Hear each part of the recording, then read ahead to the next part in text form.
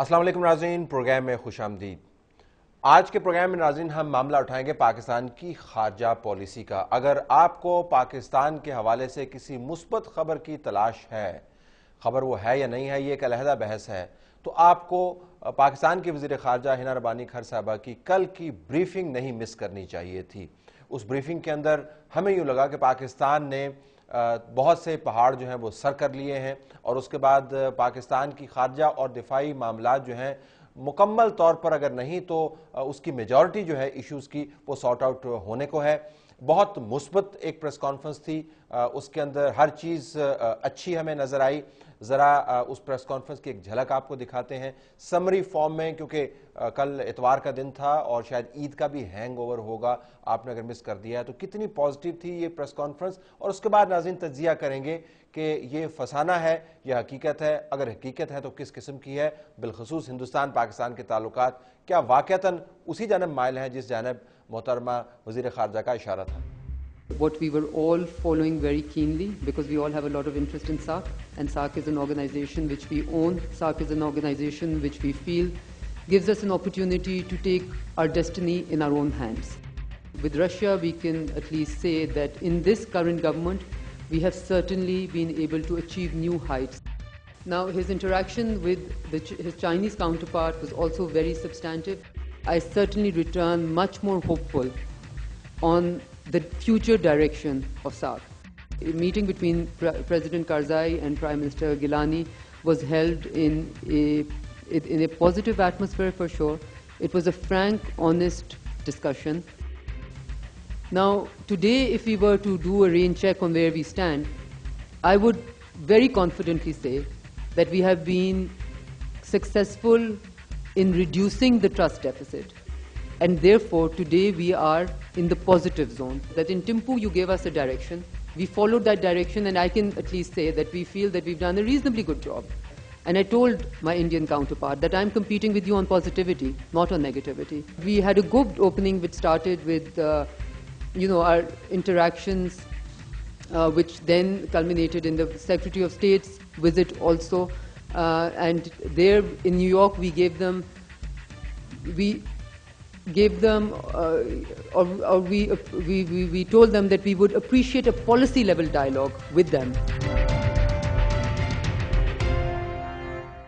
بہت اچھی بات ہے ناظرین، اگر یہ سب کچھ اتنا ہی اچھا ہے تو پھر ہم سب کو تو خوشیاں منانی چاہیے، 10-15 اور چھٹیاں کرنی چاہیے، لیکن اصل معاملہ ایسا نہیں ہے۔ اخبارات آپ پڑھ کے دیکھ لیں، جو تدبیر والے تدبر والے تجزیہ نگار ہیں ان کی باتیں سن لیں، جو ہمارے ارد گرد ممالک کے اندر کہا جا رہا ہے اور لکھا جا رہا ہے اس کے اوپر اگر آپ کان دھریں تو لگے گا یہ کہ حالات ذرا اس سے مختلف ہیں جو وزیر خارجہ صاحبہ نے بیان کیے۔ اور ویسے بھی ایک پریس کانفرنس کے اندر اتنی زیادہ مثبت باتیں میرے خیال میں پالیسی کے حوالے سے بھی کچھ اتنی قابل عمل لگتی نہیں ہے، قابل یقین لگتی نہیں ہے۔ بہت کچھ بھر دیا ایک پریس کانفرنس کے اندر۔ چلیں ایک پازیٹیو آؤٹ لک دی، پازیٹیو سپن دیا۔ ہندوستان پاکستان کے معاملات کے اوپر ہم نے کتنی پیش رفت کی، پاکستان کے اندر آفیشیل تھنکنگ کیا ہے، ہندوستان کے ساتھ بات چیت میں بہت مرتبہ پاکستان نے اور پاکستان کے اندر وزارت خارجہ نے اور دوسرے لوگوں نے جو بات چیت ہوتی ہے اس کو اٹھا کے اور بڑھا چڑھا کے بیان کیا۔ اس کے اندر جو پازیٹیو عنصر ہے اس کو پروپیگنڈا کے لیول تک لے گئے، اور بعد میں پتہ چلا 3 مہینے کے بعد 4 مہینے کے بعد کہ معاملات جوں کہ توں ہیں، اور ہندوستان کے پالیسی کان کے اوپر جوں تک نہیں رینگ رہی، ہم جو مرضی کہتے رہیں۔ ہندوستان کے ساتھ جو بات چیت ہے وہ کس پیرائے میں ہو رہی ہے، ہم ہنا ربانی کھر صاحبہ کے بیان سے تجزیے کا آغاز کرتے ہیں۔ We understand that Pakistan-India dialogue process or dialogue itself is nothing new. It has been going on for many, off and on for many years. So a lot of people ask what's new and what's the reason for hope. The forward trajectory or the positive trajectory is what is the reason for hope. And let me take you a few months back to Thimphu, what we like to refer as the Thimphu spirit, which assured the starting of the process of this dialogue process, to restart the dialogue process. So if it was the Thimphu spirit, that has been converted into the Adu hope, or at least the Adu resolve to get involved in a result-oriented dialogue process. which is uninterrupted and uninterruptible. یہ دو بیانات ناظرین دیے جس کو ہم نے اکٹھا کر دیا، لیکن اس کا ایشو ایک ہی تھا کہ ٹیمپو اسپرٹ اور ادو اسپرٹ کا لفظ استعمال کیا، ادو ریزالو کا لفظ استعمال کیا۔ یہ اسپرٹ کیا ہوتی ہے، ادو ریزالو کیا ہوتا ہے؟ اصل میں تو ریزالو چیک کرنا ہے دہلی کا، اصل میں تو ریزالو چیک کرنا ہے جو دہلی کو بیک کر رہے ہیں، اصل میں تو ان کے ڈائلاگ کی اسپرٹ کو ہم نے دیکھنا ہے۔ یہ جو انوائرمنٹ ہوتی ہے سمٹس کے اندر، یہ جو بات چیت ہوتی ہے، اس کو پالیسی کے پلیٹ فارم کے اوپر لے جا کر بیان کرنا کہ جس طرح ہندوستان کی طرف سے بہت بڑا انیشیٹو ہے پاکستان کے ساتھ انگیج ہونا، اور یہ کوئی بہت اچھے ماحول کے اندر یہ تمام معاملہ طے پا رہا ہے۔ معذرت کے ساتھ حقائق جو ہیں اس سے بہت مختلف ہیں۔ ٹیمپو کی میٹنگ سے لے کر جب تک منموہن سنگھ صاحب اس سمٹ سے فارغ نہیں ہوئے تھے اور انہوں نے انٹرویوز نہیں دیے تھے، اس وقت تک ڈیولپمنٹس آپ اٹھا کے دیکھ لیں، آپ کو منفی کے خانے کے اندر بہت زیادہ ڈیولپمنٹس نظر آئیں گی، اور مثبت خانے کے اندر آپ کو ڈیولپمنٹس نہ ہونے کے برابر نظر آئیں گی۔ ہندوستان کی پالیسی پاکستان کی طرف نہ بدلنے کا کوئی امکان ہمیں نظر آیا ان تمام دنوں میں جس ریزالو کا آپ ذکر کر رہی ہیں، اور نہ ہی ہمیں کچھ ایسے انڈیکیشن ملے کہ ہندوستان کے اندر پاکستان کے بارے میں رویوں میں کوئی لچک پائے گی۔ تو یہ کس ریزالو کی آپ بات کر رہے ہیں، یہ کس اسپرٹ کی بات کر رہے ہیں؟ اور ریزالو اور اسپرٹ باہمی تعلقات کے اندر تو دونوں پارٹنرز کے اندر ہوتا ہے۔ ایک ریزالو کا جھنڈا اٹھائے پھرے، ایک اسپرٹ کی باتیں اٹھائے پھرے، اور دوسرا جو ہے بار بار اس کا ناک زمین پر رگڑنے کی کوشش کرے، تو یہ کوئی اسپرٹ نہیں ہے، یہ کوئی ریزالو نہیں ہے۔ تو ہماری گزارش یہ ہے بساد احترام کہ ہمیں اپنے الفاظ میں، اپنے جملوں میں اور بیان کے اندر تھوڑا سا ریئلزم کا عنصر بھی لانا چاہیے۔ چلیں مان لیا ایک ریزالو ہے جو شاید ہمیں نہ سمجھ آ رہا ہو، کوئی اسپرٹ ایگزسٹ کرتی ہے پیس کی جو ہمیں دکھائی نہ دی رہی ہو۔ یہ جو پاکستان ہندوستان کے درمیان پرائم منسٹریل لیول کے اوپر بات چیت ہوئی سارک سمٹ کے سائیڈ لائنز کے اوپر، اس کے مقاصد کیا تھے، ہم کیا اچیو کرنا چاہتے تھے؟ فارن منسٹر صاحبہ نے کچھ یہ بیان دیا۔ There were two main objectives, both maybe not very tangible. One was to be able to reduce the trust deficit that exists between the two countries. The other was, in some ways connected, to be able to improve the environment, to make the environment that exists between the two countries conducive for result-oriented dialogue. Now, today, if we were to do a rain check on where we stand, I would very confidently say that we have been successful in reducing the trust deficit. And therefore, today we are in the positive zone. So, ADU onwards, we are in the zone which is now, deficit is negative. So, we are at zero, let's say. So, there's no trust deficit, or the trust deficit has shrunk to a large extent. And now we have to start building the trust.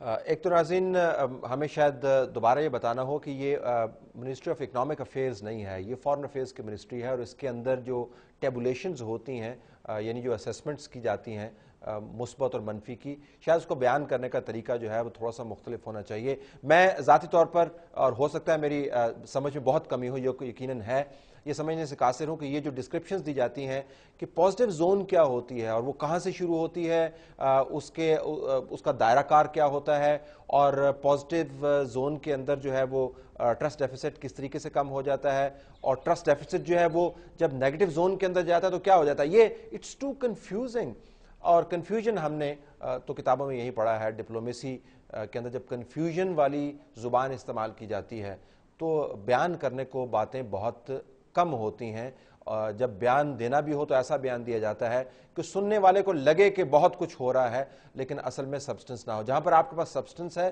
پھر آپ کو positive zones کی بات کرنے کی ضرورت نہیں ہے۔ اور پھر یہ بھی لوگ یہ سوال پوچھنا چاہیں گے، اور ہمارے ذہن میں یقینی یہ سوال ہے کہ ایک میٹنگ سے ٹرسٹ ڈیفیسٹ کس طریقے سے کم ہو جاتا ہے؟ ٹرسٹ ڈیفیسٹ تو ان پالیسیوں کی بنیاد ہوتا ہے جن پالیسیوں کی وجہ سے دونوں ممالک کے درمیان جنگ کا خدشہ برقرار رہا ہے اور ابھی بھی موجود ہے۔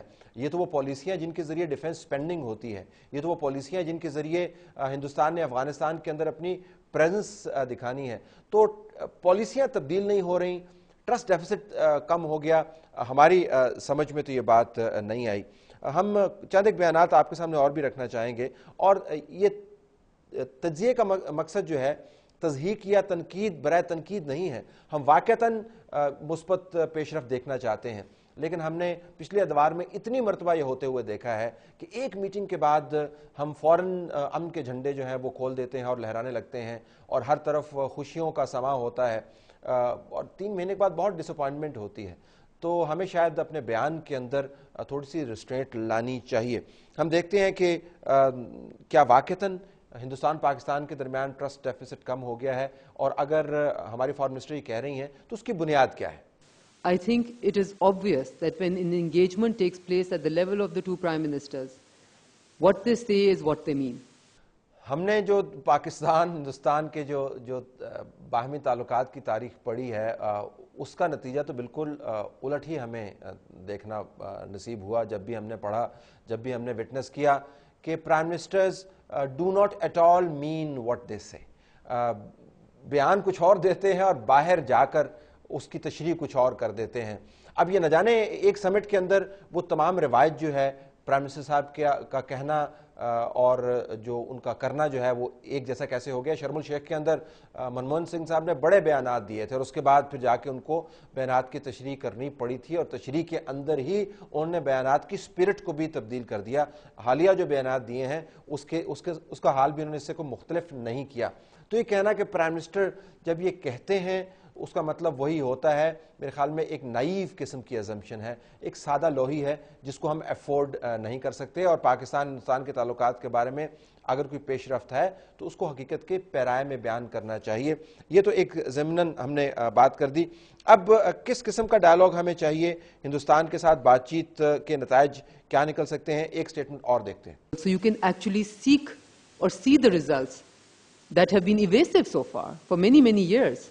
And why have they been evasive? Because this has been a dialogue process which, in the words of the Indian Prime Minister also, is accident prone, becomes interrupted. خود ہی آپ نے وہ کانٹیکسٹ بیان کر دیا فارن منسٹر صاحبہ کہ ہندوستان کے پرائم منسٹر، ایک تو خیر ہندوستان کے پرائم منسٹر کو میرے خیال میں کوٹ کیے جانا کوئی زیادہ مناسب بات نہیں تھی، لیکن اگر آپ نے ایک تاریخی حقیقت بیان کی ہے اور ہندوستان کے پرائم منسٹر کو کوٹ کیا تو بڑی اچھی بات ہے. اس کانٹیکسٹ کے اندر کم از کم وضاحت خود ہی کر دی. پاکستان ہندوستان کے تعلقات ہمیشہ ایکسیڈنٹ پرون رہے ہیں. جب آپ ایکسیڈنٹ پرون کہتے ہیں تو اس سے مراد یہ ہے کہ معاملات گڑبڑ ہو جاتے ہیں. میرے خیال میں خارجہ پالیسی چلانے والے اور خارجہ پالیسی کے اوپر نظر رکھنے والے یہ یقیناً کہیں گے کہ 50% معاملات گڑبڑ ہو جاتے ہیں اور 50% معاملات گڑبڑ کر دیے جاتے ہیں. سیاچین کا معاملہ آپ دیکھ لیجئے، ہم سب کو معلوم ہے کہ ریڈی ڈاکومنٹس کے اوپر ہندوستان کی آرمی نے سائن نہیں ہونے دیے. ہم سرکریک کے معاملے کو اٹھا کے چلیں تو وہ معاملہ تیار ہے، ہندوستان اس کے اوپر کنسیشن دینے کو یا ایگریمنٹ کرنے کو تیار نہیں ہے. ماہی گیر بیچارے پکڑے جاتے ہیں، ان کے معاملات طے نہیں ہوئے. جو آر پار ہم نے بات چیت شروع کی تھی ٹریڈ کی، جو کشمیر کے ہم نے 2 حصے بنائے ہوئے ہیں، عملاً اس کو تقسیم کر دیا ہے، اس کے اوپر کس قسم کا معاملہ؟ Visa restriction. یعنی ہر وقت معاملات جو ہیں وہ ایکسیڈنٹس کے ذریعے خراب نہیں ہوتے. ہندوستان کی پالیسی کا ہمارے تجزیے کے مطابق بہت بڑا اس کے اندر رول رہا ہے. اور ہم نے کس طرح یہ سمجھ لیا کہ اگر منموہن سنگھ صاحب نے یہ کہہ دیا کہ ایکسیڈنٹ پرون رہے ہیں تو اب وہ یہ نہیں کہہ رہے، وہ اب بھی یہی کہہ رہے ہیں کہ ابھی بھی یہ ایکسیڈنٹ پرون ہے. صرف فرق یہ ہے کہ پہلے کی طرح اب وہ اتنا کھل کے بیان نہیں دے رہے، لیکن الزام پاکستان کو ہی دے رہے ہیں. انہوں نے ایک سارک کے سمٹ کے بعد اور بات چیت کے بعد انہوں نے ایک انٹرویو دیا منموہن سنگھ صاحب نے، اور اس انٹرویو کے اندر انہوں نے یہ بیان دیا کہ ابھی بھی ایکسیڈنٹ اگر ہو گیا کوئی، یعنی ذمہ دار اگر اس کا پاکستان ہوا تو حالات دوبارہ سے خراب ہو جائیں گے. تو ایکسیڈنٹ پرون تو ابھی بھی ہیں. ذرا منموہن سنگھ صاحب کی سٹیٹمنٹ سنیے. I am optimistic that India-Pakistan relations are subject to accident, and therefore we both recognize that if there is another incident like the Mumbai terror attack, that could give a big setback to the process of normalization. تو منموہن سنگھ صاحب وہی بات کہہ رہے ہیں کہ اگر ممبئی جیسا کوئی اور واقعہ ہو گیا تو حالات بہت خراب ہو جائیں گے. اس کے علاوہ چند ایک بیانات کے اندر انہوں نے یہ بھی کہا ہے کہ دہشت گردی کا معاملہ جو ہے وہ ہم جب تک اس کو نپٹا نہیں پائیں گے، میں پاکستان نہیں آؤں گا. تو یہ جو سپرٹ ہے یہ کس قسم کی سپرٹ ہے؟